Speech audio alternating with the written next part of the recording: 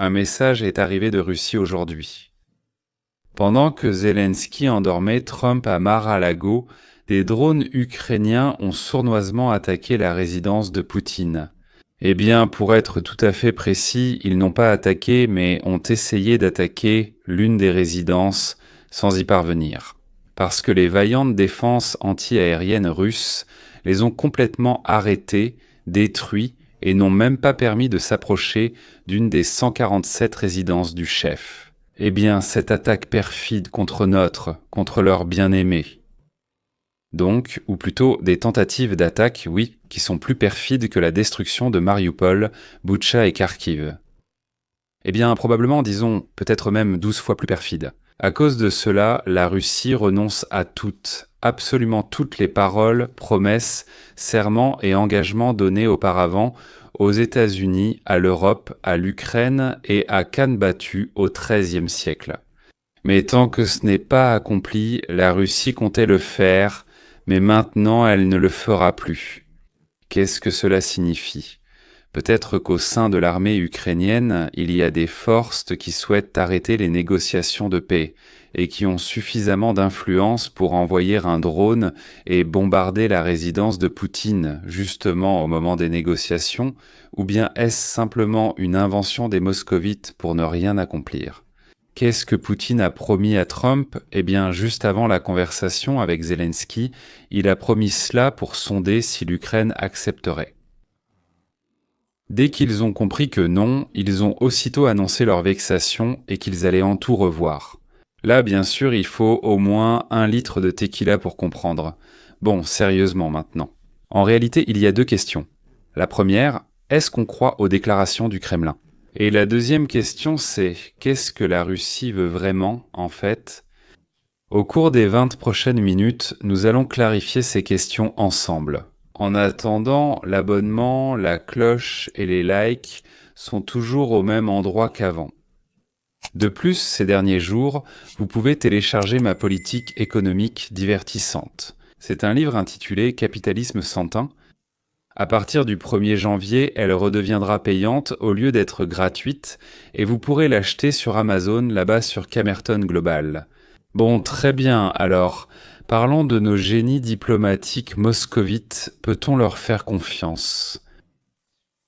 Des missiles supersoniques aux chars de combat principaux, la Russie aime se vanter de ses innovations militaires. Encore et encore, nous avons vu le président du pays, Vladimir Poutine, et ses divers sbires du Kremlin présenter des chasseurs et des systèmes de missiles extravagants censés changer la face de la guerre comme jamais auparavant. Nous avons également vu que beaucoup de ces soi-disant super-armes se sont révélées être des échecs complets, dont beaucoup n'étaient finalement rien de plus que des erreurs coûteuses et embarrassantes, prenant la poussière en entrepôt au lieu d'assurer la domination sur le champ de bataille. Ceci espère l'émission télévisée britannique The Military Show, regardée par environ 2 millions de personnes principalement en Europe. Voyons donc, comme on dit, regardons aussi et voyons ce qu'ils ont déterré là-bas. Le T-14 Armata était censé poursuivre le riche héritage de la Russie dans la création de certains des chars les plus robustes et les plus redoutables de la planète. Jusqu'à présent, il a échoué sur tous les fronts et ses échecs ont commencé dès le premier jour.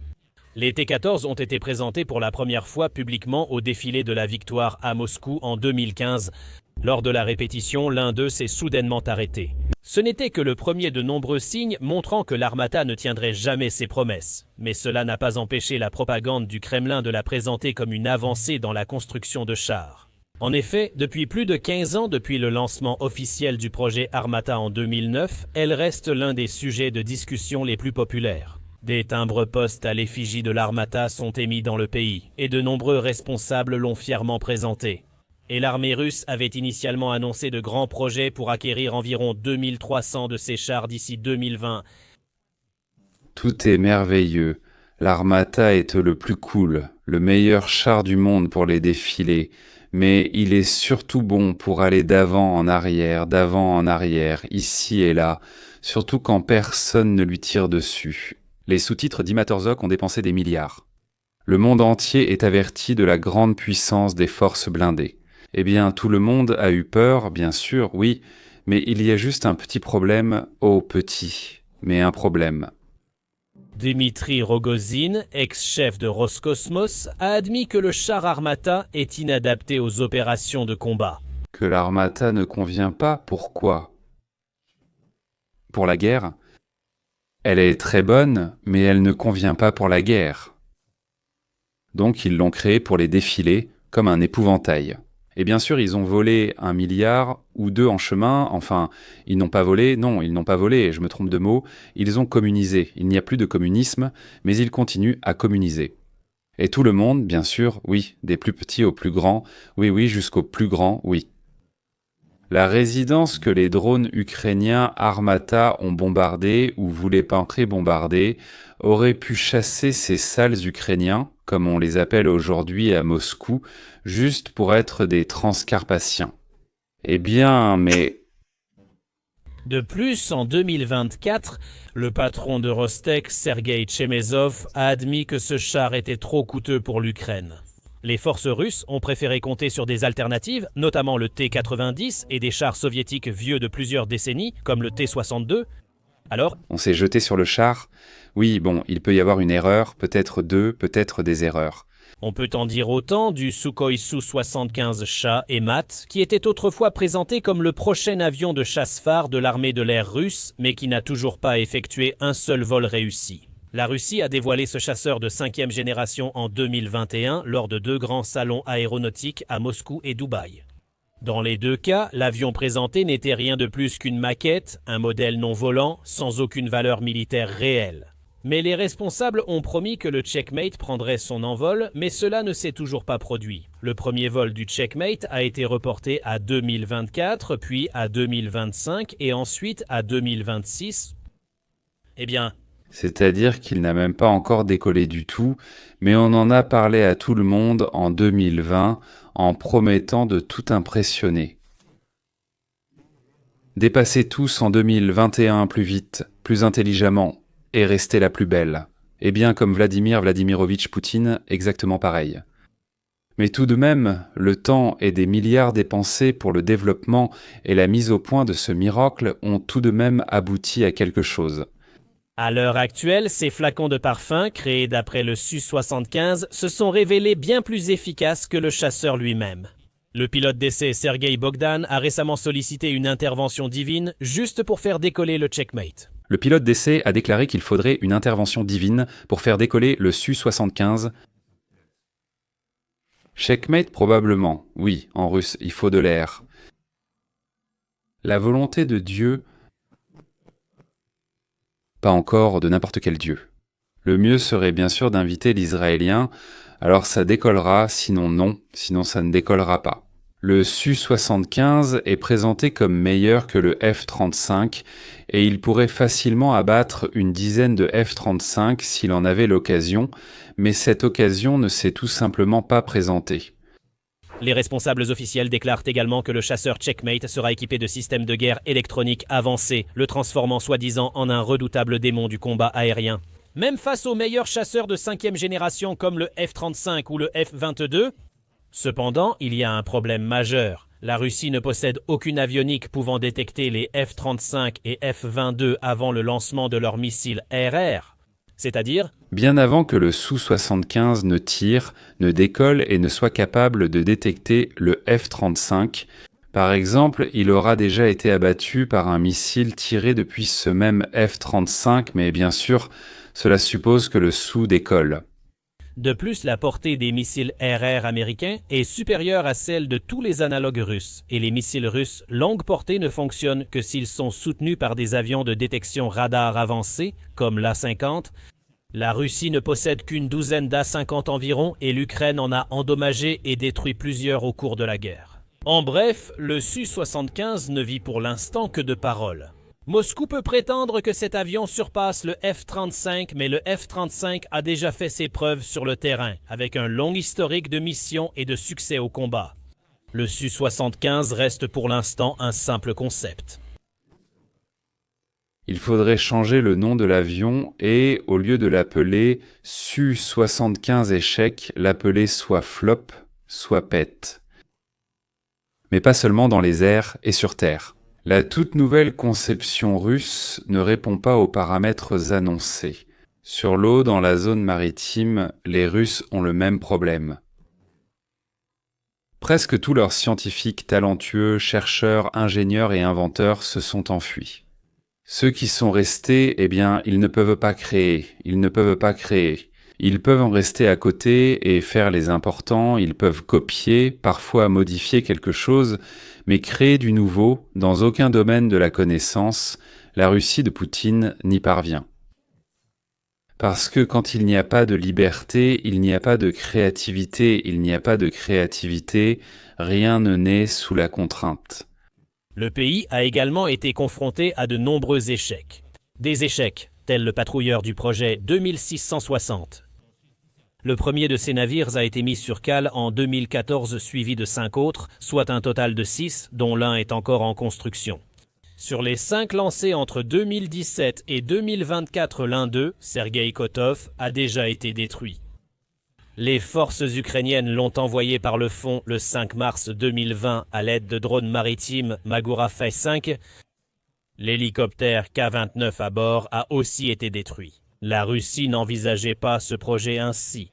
Le projet 2260 devait être un ajout audacieux, passionnant et innovant à la flotte navale russe. Il était prévu qu'il remplisse toutes les missions d'un navire de patrouille moderne, telles que la recherche et la détection de sous-marins ennemis, engager le combat avec des navires de classe similaire ou inférieure, frapper des cibles terrestres ou maritimes, soutenir d'autres unités, ainsi qu'assurer la défense anti-aérienne si nécessaire.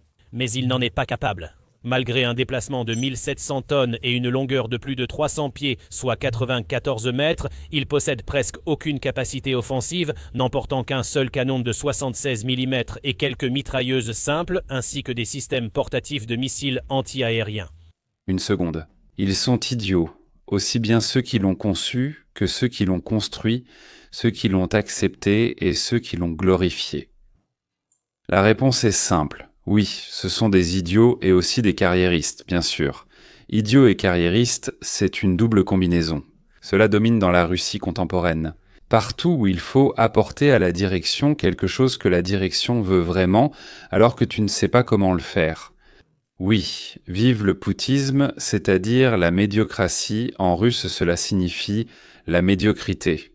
La Russie aujourd'hui est un pays de médiocrité, ce qui, selon les Strugatsky, signifie que ce sont les gris qui gouvernent et ils amènent toujours les noirs au pouvoir. Je ne parle pas des Africains, je parle des chemises noires.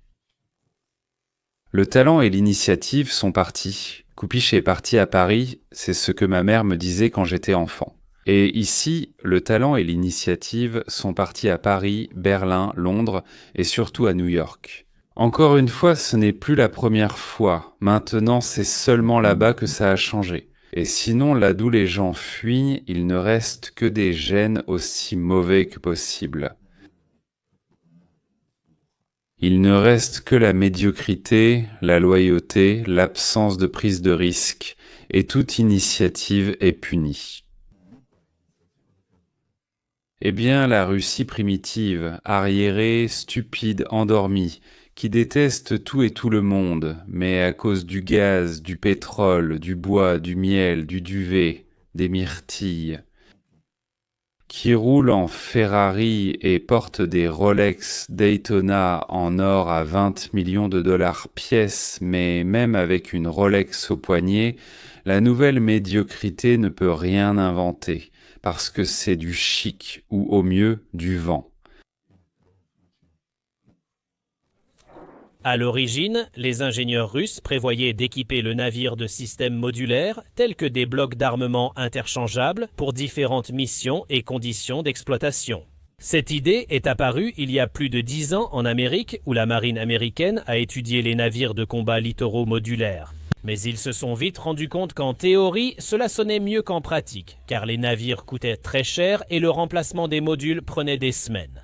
Plutôt que d'apprendre de l'expérience américaine, la Russie a persisté dans cette idée, créant des navires modulaires sans disposer des modules nécessaires. Ça, c'est bien de chez nous. Voler une idée sans même chercher à comprendre ce qui s'est réellement passé avec cette idée et pourquoi elle n'a pas été appliquée. Le projet 22 TI-160 est le plus grand échec de la construction navale russe moderne. Ses défauts surpassent totalement ses qualités inexistantes. Le déplacement minimal a entraîné une navigabilité absolument insuffisante. L'armement modulaire n'a jamais été développé ni produit, laissant les navires avec seulement un canon de 76 mm et deux mitrailleuses de 14,5 mm. Que puis-je dire la suite ? Il faut soupirer et dire qu'il est bien que cette vache agressive n'ait pas reçu de cornes de la part de quelqu'un. Mais regardons un autre excellent exemple de la science, de la technologie et de la propagande russe. Le plus simple, c'est de changer l'étiquette. En réalité, auparavant, c'était un incroyable bombardier de 5e génération. Quand ils n'ont pas réussi à voler les idées, ils l'ont appelé, pour gagner du temps, un bombardier de 6e génération. Et ils espèrent quand même réussir à voler quelque chose. Comme le B2, le Pagda a une configuration d'aile volante avec un revêtement spécial absorbant les ondes radio et sans dérive. L'autonomie déclarée de son vol est d'environ 7500 miles, soit 12 000 km, et la charge utile annoncée est de 30 tonnes, et il est considéré comme l'un des avions les plus furtifs jamais créés. Il stocke toutes les munitions à l'intérieur pour minimiser la surface extérieure et atteint des vitesses supersoniques sans utiliser de post-combustion. Certains rapports sur cet avion évoquaient aussi des armes laser modernes, des systèmes de guerre en réseau et un vol totalement autonome. Malheureusement, toutes ces caractéristiques et avantages restent hypothétiques. En d'autres termes, c'est un mensonge éhonté. La Russie ne sait pas faire ce genre de choses. Si elle savait, elle les aurait déjà utilisées ailleurs depuis longtemps, mais elle ne sait pas. Mais elle parle très fort, vraiment fort, si fort qu'elle a fini par se convaincre elle-même. Alors que le principal rival de la Russie, les États-Unis, utilise depuis des décennies des bombardiers furtifs, l'analogue du Kremlin ne progresse pas du tout. À la place, les forces aériennes du pays sont toujours obligées de se contenter d'une flotte de plus en plus obsolète et épuisée de Tu-95 soviétiques pour mener leurs opérations de bombardement.